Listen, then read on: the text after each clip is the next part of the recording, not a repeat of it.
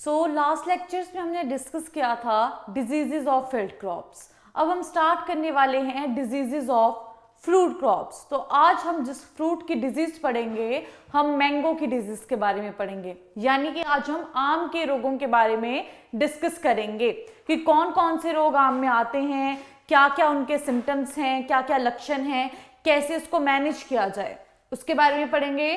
तो जैसा कि हम हर बार पढ़ते हैं, सबसे पहले लिस्ट कि कौन कौन सी डिजीज हैं, कौन कौन से ऑर्गेनिजम्स हैं उसके लिए रिस्पॉन्सिबल। तो चलिए स्टार्ट करते हैं। सबसे पहली डिजीज है एंथ्रैक्नोज। तो एंथ्रैक्नोज को हम हिंदी में क्या बोल देते हैं? श्याम वर्ण रोग। तो ये जो एंथ्रैक्नोज है, ये किसकी वजह से होता है? कुलेटोट्राइकम ग्लियोस्पोराइड्स की वजह से होता है। तो एंथ्रैक्नोज आम का किसकी वजह से होता है? कुलेटोट्राइकम ग्लियोस्पोराइड्स की वजह से होता है। दूसरा है पाउडरी मिल्ड्यू। तो जो आपका पाउडरी मिल्ड्यू है उसको हम सफेद चूर्णी रोग बोल देते हैं हिंदी में, या फिर खर्रा रोग बोल देते हैं, या फिर दहिया रोग बोल देते हैं। तो जो पाउडरी मिल्ड्यू है वो किसकी वजह से होता है? ओइडियम मैंजीफेरे की वजह से होता है। उसके बाद में है मैंगो मालफॉर्मेशन। तो ये जो आपका मैंगो मालफॉर्मेशन है, इसको हम गुच्छा मुच्छा रोग बोल देते हैं। तो जो मैंगो मालफॉर्मेशन है, जिसको हम गुच्छा मुच्छा रोग बोलते हैं, किसकी वजह से होता है? फिजेरियम मोनिलिफॉर्मे वार सबग्लूटिनान्स। तो ये फिजेरियम स्पीशीज की वजह से होता है। अगला है ग्रे ब्लाइट। तो ग्रे ब्लाइट किसकी वजह से होता है? पेस्टिलोशिया मैंजीफेरे की वजह से होता है। अब मैंगो है इसीलिए यहाँ पे मैंजीफेरे आया है, पाउडरी मिल्ड्यू में भी और ग्रे ब्लाइट में भी। उसके बाद में सूटी मोल्ड। तो सूटी मोल्ड में भी क्या आएगा? कैप्नोडियम मैंजीफेरे, क्योंकि हम आम की बात कर रहे हैं, मैंगो की बात कर रहे हैं। अब है डायबैक एंड गमोसिस। तो ये जो डायबैक है या फिर गमोसिस है, इसका कौन है पैथोजन? वैसे तो ये कॉम्प्लेक्स है, बहुत सारे जो ऑर्गेनिजम्स है इसके लिए रिस्पॉन्सिबल है, पर सबसे ज्यादा जो मेन पैथोजन इसके लिए माना जाता है वो है बोट्रायोडिप्लोडिया थियोब्रोमे। ऐसे तो बहुत सारे फंगस हैं जिसकी वजह से डायबैक होता है, पूरा का पूरा ये एक डिक्लाइन कॉम्प्लेक्स है, पर इसमें से जो सबसे इंपॉर्टेंट फंगस माना जाता है वो है बोट्रायोडिप्लोडिया थियोब्रोमे। तो इस लिस्ट में है anthracnose, powdery mildew, mango malformation, grey blight, sooty mould, dieback and gummosis. चलिए अब पढ़ते हैं इसमें से इंपॉर्टेंट डिजीज के बारे में कि किसके कौन कौन से लक्षण देखने को मिलेंगे, क्या क्या सिम्टम देखने को मिलेंगे। तो सबसे पहले जो हम डिजीज डिस्कस करेंगे उससे पहले एक इंपॉर्टेंट क्वेश्चन है कि एल्गल डिजीज कौन सी है मैंगो की। तो एल्गा से कौन सी डिजीज होती है मैंगो में? Red rust. ये जो रेड रस्ट है ये एल्गा की वजह से होता है। नाम क्या है? सिफेलेरोस वायरसेंस। ये बहुत इंपॉर्टेंट क्वेश्चन है कि एल्गल डिजीज कौन सी है। तो मैंगो में जो एल्गल रस्ट है, जो रेड रस्ट है, किसकी वजह से होता है? सिफेलेरोस वायरसेंस की वजह से होता है।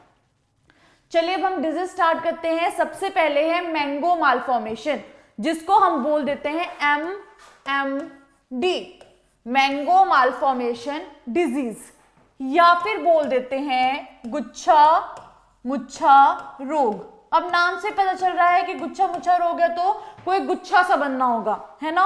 और लिखा है मालफॉर्मेशन, मतलब कि जो आपकी एक्चुअल शेप है वो चेंज हो जाएगी।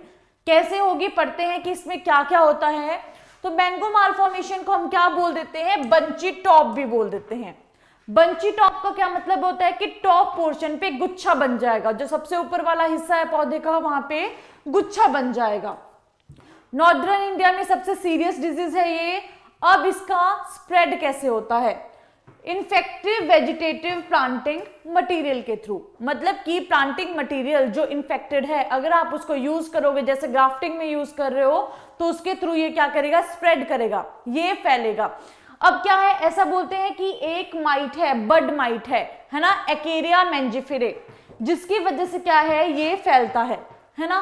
पर रिपोर्ट्स के अकॉर्डिंग क्या है कि ये सिर्फ एक पेड़ के अंदर ही माइट्स के थ्रू फैलता है, पेड़ से पेड़ में नहीं फैलेगा, मतलब कि विद इन द प्लांट फैलेगा, प्लांट टू प्लांट इसका स्प्रेड माइट्स के थ्रू नहीं होगा। तो अगर आपका मैंगो मालफॉर्मेशन है, उसमें आए कि कौन सा इंसेक्ट उसके साथ में एसोसिएटेड है, तो वो है आपका बड माइट। क्या है वो? बेसिकली पेस्ट है, माइट है, तो क्या है वो एकेरिया मेंजिफेरे। तो ये जो एकेरिया मेंजिफेरे है ये आपका एसोसिएटेड है मैंगो मालफॉर्मेशन के साथ में। चलिए अब आगे बढ़ते हैं कि सिम्टम्स कौन कौन से हैं। तो 3 मेन सिम्टम्स इसमें देखने को मिलते हैं। कौन कौन से हैं? बंची टॉप फेस, जो मैंने बोला कि टॉप पे क्या बन जाएगा, गुच्छा बन जाएगा।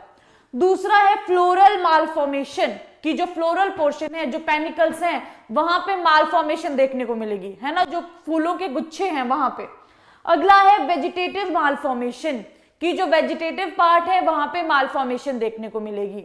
तो जो 3 मेजर सिम्टम है मैंगो मालफॉर्मेशन के वो कौन कौन से हैं? Bunchy top face, floral malformation और vegetative malformation. Bunchy top face अब किन प्लांट्स में आता है? नर्सरी प्लांट्स में आता है, नर्सरी बेड्स में आएगा। कितना उनका एज होनी चाहिए उस टाइम पे? 4 से जो 5 मंथ ओल्ड है, मतलब जो छोटे प्लांट्स हैं 4 से 5 महीने के, वहां पे आपको बंची टॉप फेस देखने में मिलेगा। अब बंची टॉप फेस में बेसिकली क्या होगा, जो प्लांट का नीचे वाला एक्सिस है, जो मेन पोर्शन है प्लांट का वो, और जो ऊपर वाले पोर्शंस हैं, तो जो ऊपर वाले पोर्शन है वो मेन पोर्शन से मोटे हो जाएंगे और इंटरनोड्स क्या हो जाएंगे? छोटे हो जाएंगे। तो उसकी वजह से क्या होगा, ये आपको बंच की, एक गुच्छे की अपीयरेंस देगा, इसीलिए इसको हमने बंची टॉप फेस बोला है। जैसा कि यहाँ पे दिया है कि formation of bunch of thickened small shootlets bearing small rudimentary leaves or occasionally several bunches arising from a leaf axil at the top or lower down the main shoot। कि क्या होगा, बंच बन जाएगा, गुच्छा बन जाएगा। किस चीज का गुच्छा बनेगा? जो छोटी छोटी आपकी शूटलेट्स हैं, जो छोटी छोटी आपकी टहनियां हैं, जहां पे आपकी रूडिमेंट्री फॉल्स आपको पत्ते, जो छोटे छोटे पत्ते हैं वो देखने को मिलेंगे और ये एक बंच बना देगा।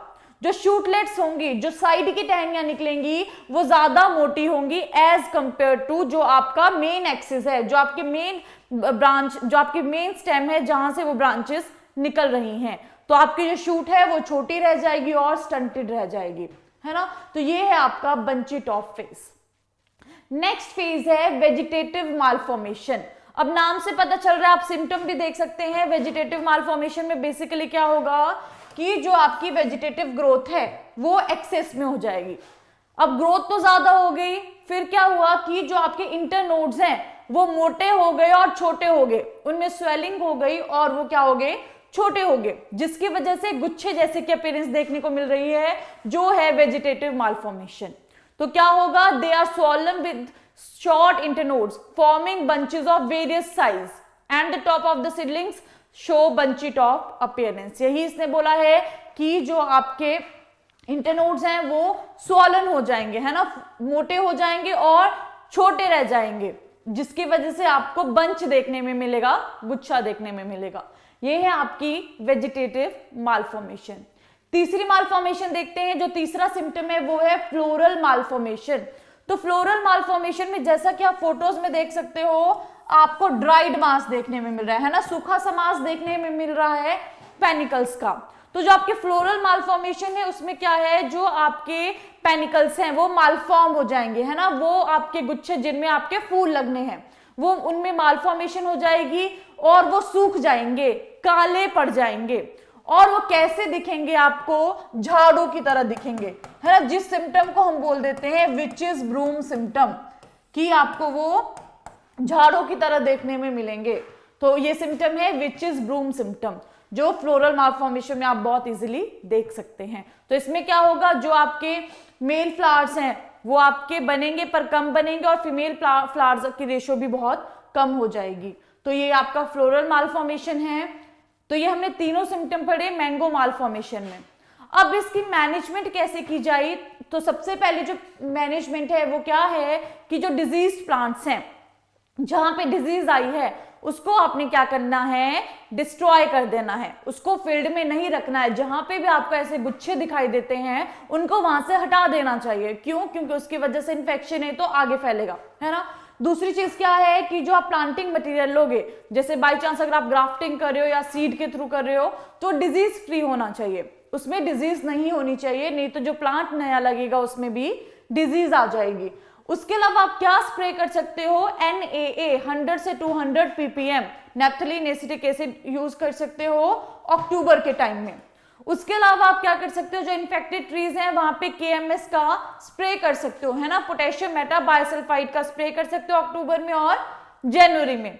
और जहां पे भी आप प्रूनिंग करते हो वहां पे आपको पेस्ट लगाना है ना, या फिर कार्बेंडाजिम का स्प्रे करना है। चलिए, ये हमने पढ़ा मैंगो मालफॉर्मेशन। अब हमारे पास दूसरा है पाउडरी मिल्ड्यू, है ना। अब देखो, पाउडरी मिल्ड्यू को बोल देते हैं सफेद चूर्णी रोग, मतलब कि व्हाइट कलर का पाउडर आपको देखने में मिलेगा। देखते हैं इसके सिम्टम क्या हैं। व्हाइट कलर का जब आपको पाउडर एरियल पार्ट्स के ऊपर देखने को मिलेगा, चाहे वो आपके लीव्स हैं, चाहे वो आपके पेनिकल्स हैं, चाहे वो आपका स्टेम पोर्शन है, चाहे वो ट्विग्स हैं, है ना, कोई भी प्लांट पार्ट है उसके ऊपर आपको व्हाइट कलर की ग्रोथ देखने को मिलेगी जो पूरे सरफेस को क्या कर लेगी, कवर कर देगी। अब जो आपके फ्रूट्स हैं वो मटर के दाने के साइज पे ही गिर जाएंगे।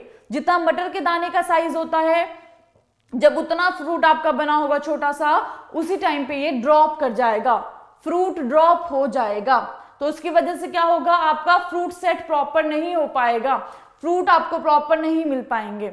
और ये जो आपकी फंगस की ग्रोथ है ये सारी चीजों को कवर कर लेगी, और आपकी जो यंगर लीव्स हैं, जो आपकी नई लीव्स हैं, वहां पे आपको लीफ कर्लिंग देखने को मिलेगी। कर्लिंग समझते हो कि मुड़ जाएंगी आपकी पत्तियां। तो ये सिम्टम है आपके पाउडरी मिल्ड्यू के। चलिए देखते हैं फोटोज के थ्रू। आप देख सकते हैं पत्तों पे आपको व्हाइट कलर की क्या है, ग्रोथ देखने को मिल रही है ना। अब इसके अलावा क्या होता है पाउडरी मिल्ड्यू में, जो नई पत्तियां हैं वो क्या कर जाएंगी, मुड़ जाएंगी। कई बार इसमें आपको ब्लैक कलर के डॉट्स देखने को मिलेंगे। तो ये जो ब्लैक कलर के डॉट्स देखने को मिलते हैं, ये आपके फंगस की क्या है, फ्रूटिंग बॉडी है। जो आपको व्हाइट कलर के, जो आपको ब्लैक कलर के डॉट्स देखने को मिलेंगे व्हाइट ग्रोथ में। चलिए आगे डिस्कस करते हैं कि कहां पे परसिस्ट करता है। तो ये जो आपका ऑफ सीजन के टाइम पैथोजन है, ये कहां पे रहेगा आपका, जो भी आपका ग्रीन पार्ट है या फिर जो पेनिकल्स हैं वहां पे ये क्या करेगा, परसिस्ट करेगा। तो अब पाउडरी मिल्ड्यू के लिए सबसे कॉमनली क्या यूज किया जाता है, आप मुझे बताएंगे। पाउडरी मिल्ड्यू के लिए सबसे कॉमनली क्या यूज किया जाता है। जब हम मैनेजमेंट की बात करते हैं, हम बोलते हैं ना कि एक पर्टिकुलर टाइप का आपको क्या करना है, फंजीसाइड यूज करना है। तो कौन से टाइप के फंजीसाइड यूज किए जाते हैं पाउडरी मिल्ड्यू के लिए, जिसको पता वो चैट सेक्शन में बताएंगे, बाकी हम मैनेजमेंट इसकी डिस्कस करेंगे कि पाउडरी मिल्ड्यू के लिए क्या यूज किया जाता है। जो आपका मैंगो का पाउडरी मिल्ड्यू है, हमने पढ़ा कि ये कहां परसिस्ट कर रहा है, जो आपके मालफॉर्म्ड पेनिकल्स है वहां पे ये रह रहा है ना। तो अब इसको जब हमने मैनेज करना है, तो हमने बोला कि जितने भी ऐसे पार्ट्स हैं उसको हमें डिस्ट्रॉय कर देना है। जहां पे हम प्रूनिंग कर रहे हैं वहां पे हमने क्या करना है, कोई पेस्ट अप्लाई करना है, ये हमने पढ़ा। तो अब आंसर आ गए आपके, हम आंसर भी देख लेते हैं। प्रवीण ने लिखा है कैरेथिन, आशुतोष ने लिखा है सल्फर, जो कि करेक्ट है। कि पाउडरी मिल्ड्यू के लिए हम किन फंजीसाइड्स को यूज कर सकते हैं, गणेश ने भी सल्फर लिखा है, संतोष ने कैरेथिन, ठीक है। जिन्होंने कॉपर लिखा है, बेसिकली जो आपका पाउडरी मिल्ड्यू है उसके लिए सल्फर फंजीसाइड्स को यूज किया जाता है, मेनली सल्फर फंजीसाइड्स को यूज किया जाता है। जिन्होंने कॉपर लिखा है उनको बता दूं कि बेसिकली किसको यूज किया जाता है, सल्फर फंजीसाइड्स को। कैसे सल्फर, वेटेबल सल्फर, मतलब कि घुलनशील जो आपका सल्फर है उसको पाउडरी मिल्ड्यू के लिए यूज किया जाता है। सबसे कॉमन कौन सा है, कैराथेन। जो आपका कैराथेन है वो सबसे कॉमन है, तो इसको हम यूज कर सकते हैं। वेटेबल सल्फर की स्प्रे कर सकते हैं पेनिकल साइज पे। उसके अलावा फिर हम डायनोकैप का यूज कर सकते हैं, ट्राइडेमॉर्फ का यूज कर सकते हैं अलग अलग स्प्रेस के लिए। अब उसके बाद में है, ये हमने मैनेजमेंट पढ़ी पाउडरी मिल्ड्यू की। अब है मैंगो एंथ्रैक्नोज। मैंगो एंथ्रैक्नोज को हम क्या बोल देते हैं, श्याम वर्ण रोग बोल देते हैं, जिसका मतलब है कि काला रंग देखने को मिलेगा, है ना, काले रंग के धब्बे देखने को मिलेंगे। तो एंथ्रैक्नोज के बाकी भी नाम है, जैसे कि ब्लॉसम ब्लाइट। ये किस बेसिस पे नाम दिए कि कौन कौन से आपको सिम्टम देखने को मिल रहे हैं। तो एक है ब्लॉसम ब्लाइट, एक है लीफ स्पॉट, एक है फ्रूट रॉट और एक है ट्विग ब्लाइट। तो ये जो आपका ब्लॉसम ब्लाइट है, मतलब कि नई जो कौंपलें जो खिलेंगी, जो नई कलियां खिलेंगी उनमें ब्लाइट हो जाएगी, तो वो ब्लॉसम ब्लाइट है। लीफ स्पॉट है, मतलब कि आपको पत्ते के ऊपर धब्बे देखने को मिलेंगे। फ्रूट रॉट है मतलब कि आपके जो फूल हैं, जो आपके फ्रूट हैं, जो आपके फल हैं वो सड़ जाएंगे। और ट्विग ब्लाइट है मतलब कि जो नई ग्रोथ आएंगी, जो नई ट्विग्स आएंगी उनमें ब्लाइटिंग हो जाएगी। तो ये चारों जो हैं वो एंथ्रेक्नोज के सिम्टम्स हैं। जो मैंगो एंथ्रेक्नोज है उसके ये सिम्टम है। अब एक और चीज है कि जो एंथ्रेक्नोज है वो प्री और पोस्ट हार्वेस्ट दोनों है, मतलब कि इसका इन्फेक्शन हार्वेस्ट होने से पहले ही हो जाता है। आपने फलों को तोड़ा भी नहीं होगा, उसका इन्फेक्शन पहले ही हो जाएगा। जब आप उसको तोड़ के रख लेंगे पोस्ट हार्वेस्ट में तो आपको उसके सिम्टम देखने को मिलेंगे। तो ये प्री हार्वेस्ट डिजीज भी है, पोस्ट हार्वेस्ट डिजीज भी है। सिंपल लैंग्वेज में बोलूं तो ये फील्ड में भी आती है और ये स्टोरेज में भी आती है। जहां पे आपकी खेत होंगे वहां पे भी आएगी, जहां पे आपने इनको स्टोर करके रखा होगा वहां पे भी डिजीज आपको देखने को मिलेगी। तो ये जो आपकी मैंगो एंथ्रेक्नोज है इसके लिए ससेप्टेबल वैरायटी कौन है? नीलम और बेंगलोरा, जो बहुत ही ज्यादा ससेप्टेबल है। अब आप इस फोटो में देख सकते हो कि आपको यहाँ पे लीव्स कैसे दिख रही है। एक तो उनकी शेप चेंज हो गई है ना, नॉर्मल शेप में नहीं है। दूसरी इंपॉर्टेंट क्या चीज दिख रही है आपको? लीव्स जो हैं, जो पत्ते हैं उसके ऊपर आपको गोल से, है ना, भूरे से काले रंग के धब्बे देखने को मिल रहे हैं। और जहां पे ये धब्बे नीचे गिर चुके हैं, है ना, बिल्कुल जहां पे ये पोर्शन खाली हो गया है उसको बोल देते हैं शॉर्ट होल, कि जहां पे आपके नेक्रोटिक लीजन्स फॉल कर गए हैं, गिर गए हैं, उसको बोल देते हैं shot hole, SHOTHOLE, shot hole symptom देखने को भी इसमें मिल रहे हैं। चलिए देखते हैं फोटोज में और भी। ये आपकी लीव्स के ऊपर सिम्टम है और ये आपके फ्रूट्स के ऊपर सिम्टम है ना। काले रंग के आपको नेक्रोटिक धब्बे देखने को मिल रहे हैं जो थोड़े सनकन हैं, अंदर की तरफ को धंसे हुए हैं। तो एंथ्रेक्नोज के सिम्टम है। अब जब हमने बोला कि इसमें लीफ स्पॉट भी देखने को मिल रहा है, ट्विग ब्लाइट भी देखने को मिल रहा है, ब्लॉसम ब्लाइट भी देखने को मिल रहा है, फ्रूट रॉट भी देखने को मिल रहा है, तो चलिए सबसे पहले देखते हैं कि लीफ स्पॉट में क्या होगा। सिम्टम मैंने आपको दिखा दिए हैं कि फंगस क्या करेगा, जो आपकी लीव्स हैं, लीव्स के ऊपर वो बेसिकली क्या करेगा, सर्कुलर ब्राउन से ब्लैक कलर के, है ना, जो आपको लीजन्स हैं, जो आपको स्पॉट्स हैं वो देखने को मिलेंगे। और लीव्स कैसे हो जा रही है, उनकी शेप आपने देखा होगा कि क्रिंकलिंग उसमें देखने को हमें मिल रही है, जैसे कि हमने फर्स्ट फोटो में देखा था। और जो अफेक्टेड पोर्शन है, जहां पे इंफेक्शन ज्यादा है, वो सूख जाएगा और नीचे गिर जाएगा, तो आपको सिर्फ खाली हिस्सा ही देखने को मिलेगा, छेद हो जाएगा वहां पे, जिसको हमने बोल दिया था शॉर्ट होल सिम्टम। तो ये आपको देखने को मिलेगा।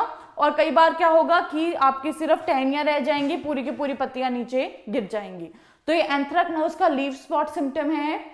दूसरा देखते हैं डायबैक। डायबैक का क्या मतलब होता है, ऊपर से नीचे की तरफ को किसी चीज का सूखना।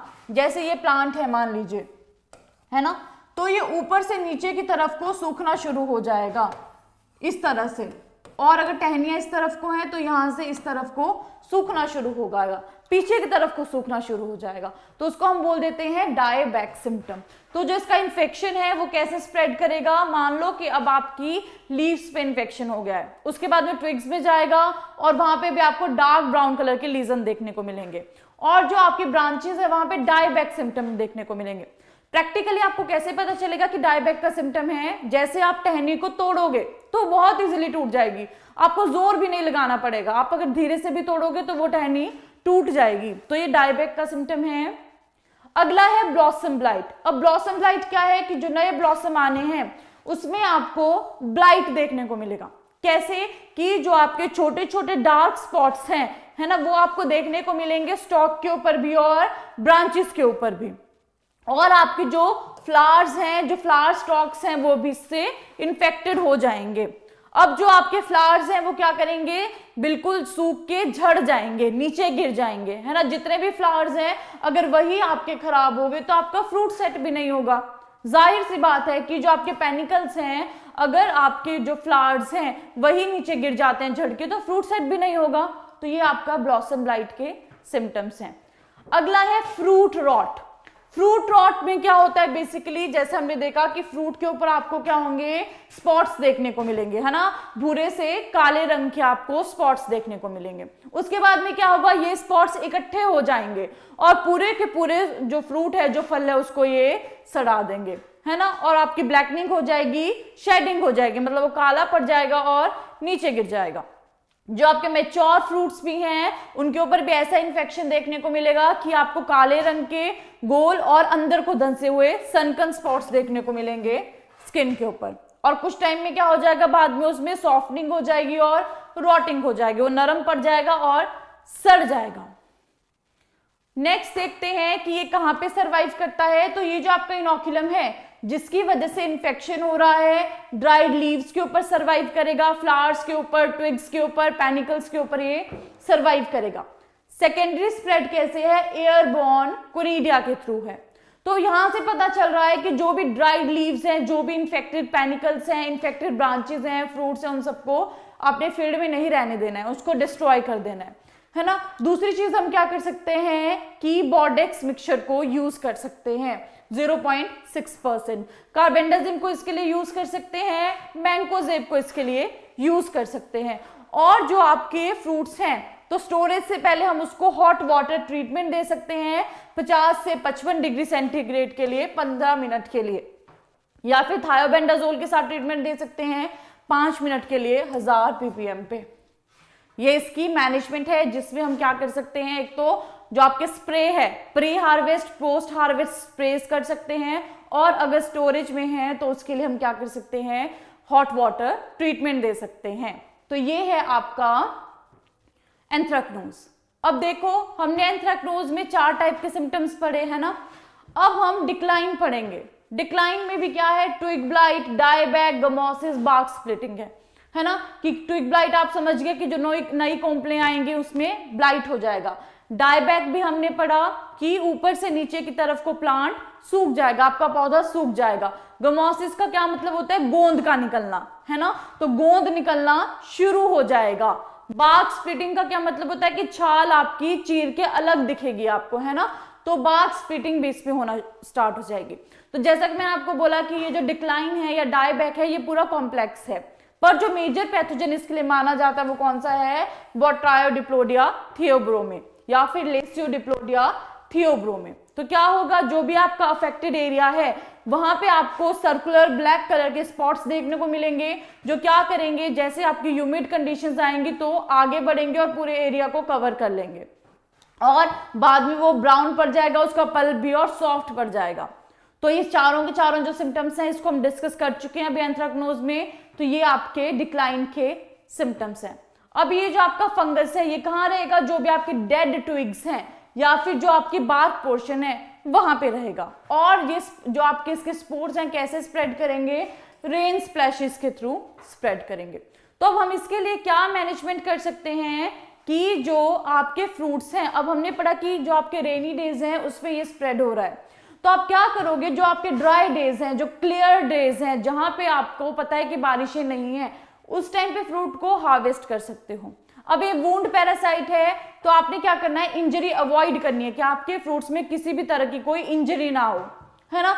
उसके अलावा हम क्या कर सकते हैं, मैंगो को डिप कर सकते हैं, है ना, डिप ट्रीटमेंट्स हम उसको दे सकते हैं बोरेक्स के साथ 43 डिग्री सेंटीग्रेड पे 3 मिनट के लिए। कितना परसेंट सॉल्यूशन, 6% सॉल्यूशन। उसके अलावा कार्बेंडाजिम का यूज कर सकते हैं, क्लोरोथेलोनिल का यूज कर सकते हैं। तो ये था हमारा डिक्लाइन। अब आप देख सकते हो डायबैक के सिम्टम इन फोटो में दिखाए गए हैं कि किस तरह से ऊपर से नीचे की तरफ को पूरा पौधा आपका सूखना शुरू हो जाता है। ये गमोसिस के सिम्टम है, यानी कि पौधे से क्या होगा, फिर उसके बाद में गम निकलना शुरू हो जाएगा और आपकी जो छाल है इस तरह से आपको स्प्लिट, बार्क स्प्लिटिंग आपको देखने में मिलेगी। तो ये सारे आपके डायबैक के, गमोसिस और बार्क स्प्लिटिंग के सिम्टम हैं जो हमने डिक्लाइन में पढ़े। आप देख सकते हैं जब बहुत ही गमोसिस हो जाएगी तो पूरा का पूरा जो आपका पौधा है वो सूख जाएगा, उसकी डेथ हो जाएगी उसके बाद में। अब अगला जो हमारी डिजीज है, हमने डिक्लाइन कवर कर लिया, अब हम पढ़ेंगे ग्रे ब्लाइट। ग्रे ब्लाइट हमने पढ़ा था अभी कि पेस्टिलोशिया मेंजेफेरे की वजह से होता है। सिम्टम्स देख लेते हैं कि ग्रे ब्लाइट के कैसे सिम्टम हैं। तो आपने बहुत कॉमन, जिनके घर पे आम के पेड़ हैं या आसपास, बहुत कॉमन इसके सिम्टम्स हैं, आपने देखे होंगे, एंथ्रेक्नोज के भी, ग्रे ब्लाइट के भी। क्या होगा, जो आपकी लीव्स हैं उसके ऊपर आपको ब्राउन कलर के स्पॉट्स देखने में मिलेंगे, है ना। और उसके बाद उनका जो सेंटर है वो कैसा हो जाएगा, व्हाइटिश सा हो जाएगा लेटर स्टेज पे, है ना। वहां पे आपको नेटिंग से देखने को मिलेगी। तो ये आपके ग्रे ब्लाइट के सिम्टम्स हैं। और उसमें कई बार आपको ब्लैक डॉट्स भी देखने को मिलते हैं जो एसरवुलाए होते हैं फंगस के। पैथोजन का नाम हमने पढ़ लिया। स्प्रेड देखते हैं, सबसे पहले किसकी वजह से स्प्रेड होता है, तभी हम समझ सकते हैं कि मैनेजमेंट कैसे करेंगे। तो ये सर्वाइव करता है लीव्स के ऊपर, मतलब कि इन्फेक्टेड प्लांट पोर्शन के ऊपर ये सर्वाइव करेगा। और स्प्रेड कैसे करेगा, फैलेगा कैसे, एयरबॉर्न या विंडबॉर्न कोनिडिया के थ्रू, है ना। तो इसके लिए हमें क्या करना है कि जो भी आपके इन्फेक्टेड प्लांट पार्ट्स हैं, सबसे पहले तो उनको डिस्ट्रॉय करो। जब वहां से क्लियर है कि आपके जहां पे भी ये आपको सिम्टम देखने को मिल रहे हैं वहां से स्प्रेड कर रहा है, तो उन पार्ट्स को आपको डिस्ट्रॉय कर देना है। उसके बाद में है कॉपर ऑक्सीक्लोराइड का स्प्रे, या फिर मैंकोजेब का, या फिर बॉर्डेक्स मिक्सचर का आप स्प्रे कर सकते हो इसकी मैनेजमेंट के लिए। ये हमने डिस्कस किया। अब हम पढ़ेंगे सूटी मोल्ड के बारे में, है ना। सूटी मोल्ड आपको पता है कि ऐसे तो ये पैथोजेनिक फंगस नहीं है जो कैप्नोडियम मेंजिफेरे है। क्या होता है सूटी मोल्ड में, आप यहाँ पे सिम्टम देख सकते हैं कि जो आपका प्लांट पार्ट है वहां पे आपको ब्लैक कलर की फंगस की ग्रोथ देखने को मिलेगी। उसकी वजह से क्या होगा, ये पूरा का पूरा एरिया फंगस की वजह से कवर हो जाएगा, जिसकी वजह से फोटोसिंथेसिस में प्रॉब्लम आएगी। तो ये आपका सूटी मोल्ड है। और आपको पता है ये फंगस किसके ऊपर आता है, हनी ड्यू के ऊपर आता है। जो आपके कुछ आपके ऐसे वेक्टर्स हैं, आपके व्हाइट फ्लाइज हैं, एफिड्स हैं, वो क्या करते हैं, सुगरी सिक्रेशंस देते हैं, है ना। आप जैसे कि आपका हनी ड्यू जिसको हम बोलते हैं, जिसके ऊपर ये फंगस आता है और पूरे के पूरे जो आपके प्लांट के पोर्शन है उसको ये कवर कर देगा। उसकी वजह से आपकी जो फोटोसिंथेटिक एक्टिविटी है, जो फोटोसिंथेसिस है, वो प्रॉपर नहीं हो पाएगी। तो ये इस फंगस का बेसिक सा है। और जब आप इसको हाथ से करोगे, है ना, हाथ लगाओगे इस पे, तो इजीली वो वहां से निकल जाएगा, रब ऑफ हो जाएगा इजीली। तो चलिए देखते हैं इसके लिए हम क्या मैनेजमेंट कर सकते हैं। तो मैनेजमेंट में है कि सबसे पहले तो अगर आपको पता है कि जो आपके इंसेक्ट्स हैं वो क्या कर रहे हैं, हनी ड्यू सिक्रीट कर रहे हैं, और उसी के ऊपर ये फंगस आ रहा है, तो आपको सबसे पहले किसकी मैनेजमेंट करनी है, इंसेक्ट की मैनेजमेंट करनी है। और साथ साथ में आपको सूटी मोल्ड फंगस की भी फिर मैनेजमेंट करनी पड़ेगी। तो इंसेक्ट के लिए जैसा कि हमने हमेशा डिस्कस किया है कि हम क्या यूज करते हैं, जैसे कि मोनोक्रोटोफोस है ना, मिथाइल डेमेटोन है, तो हम क्या कर सकते हैं, जो आपके इंसेक्ट है उनके लिए इंसेक्टिसाइड यूज कर सकते हैं।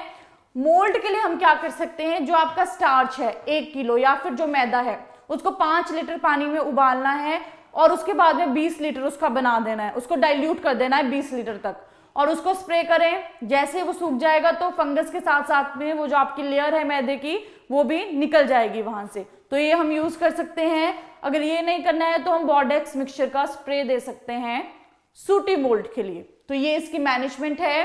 तो आज हमने डिस्कस की इसी के साथ में मैंगो की डिजीज, है ना। अब जैसा कि हर बार आपको क्वेश्चन दिया जाता है और आपसे क्वेश्चन भी पूछा जाता है, तो लास्ट टाइम जब हमने डिस्कस की थी डिजीज, तो हमने एक डिजीज पढ़ी थी लालिया डिजीज। लालिया डिजीज के बारे में हमने डिस्कस किया था, जिसको हमने बोला था रेडनिंग डिजीज।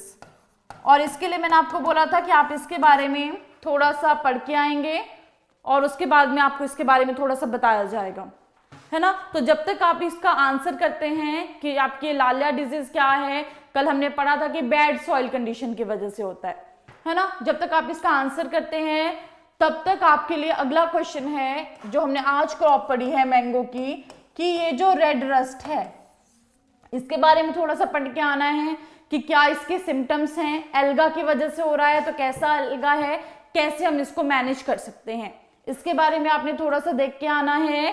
तब तक अब मैं आपके आंसर्स देख लेती हूं कि ये जो लालिया डिजीज है जो हमने पढ़ी थी रेडनिंग डिजीज, ये क्या है, ये जो लालिया डिजीज है ये क्या है, आपके आंसर्स देख लेते हैं।